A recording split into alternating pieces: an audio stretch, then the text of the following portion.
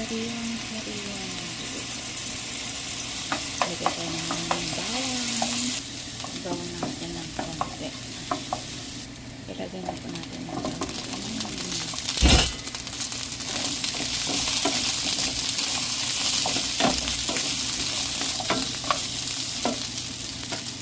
Lagyan po natin ng soy sauce na para maluto po siya. Lagyan po natin ng konting giniling na naigisa na po. Kunti lang ang kalasa. Lutuin po natin hanggang sa lumambot.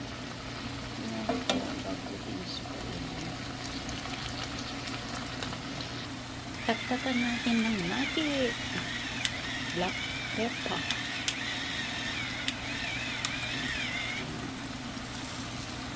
Haluin. Lagyan natin ng oyster sauce pampalasa. Ito po ay hindi po made in China.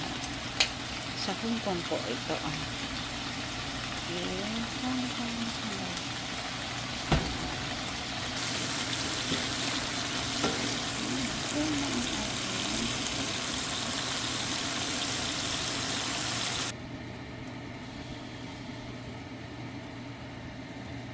Ginisang bago beans. Sarami. Ayan po ang ating pag-ginisang bago.